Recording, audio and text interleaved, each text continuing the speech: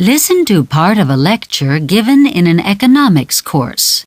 The professor is talking about micro-enterprises. An enduring problem facing small-scale entrepreneurs in developing countries has been the difficulty in obtaining capital to start and run a business. A traditional route has been to borrow money from informal moneylenders who often attach exorbitant interest rates and thus reduce the net income of the borrower. This arrangement can trap a small-scale entrepreneur in a cycle of debt from which it is impossible to escape. An initiative pioneered in Bangladesh in 1983 by the Grameen Bank is an attempt to remedy this situation.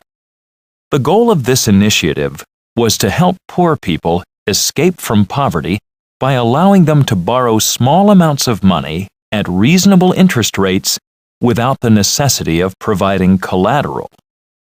The idea has now spread throughout much of the world and has been responsible for making significant inroads into both rural and urban poverty in developing countries.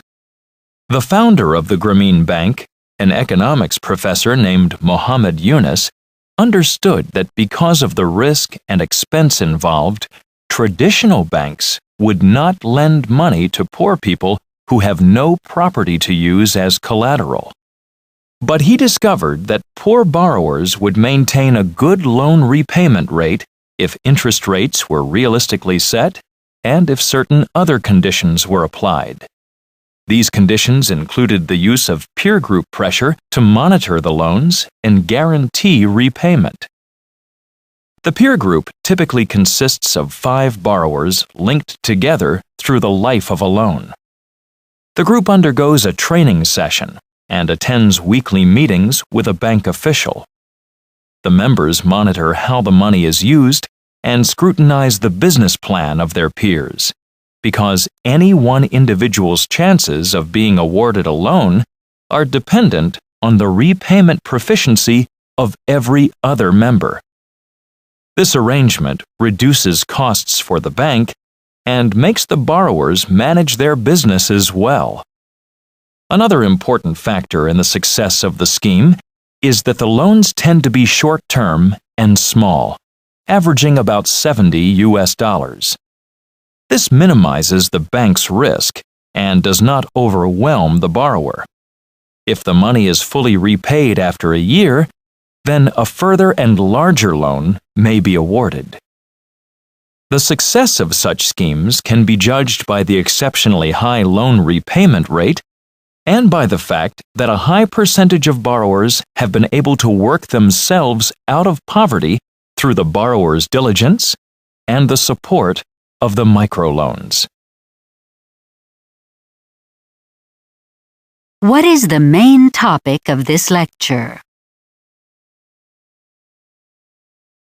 The professor briefly explains a traditional cycle of borrowing. Put the steps of the cycle in order.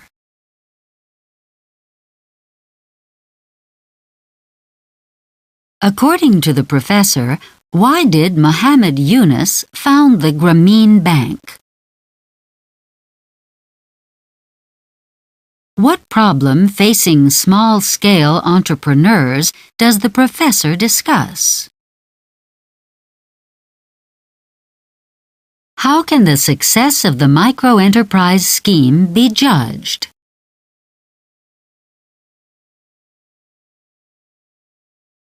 According to the professor, how is the Grameen Bank different from traditional banks?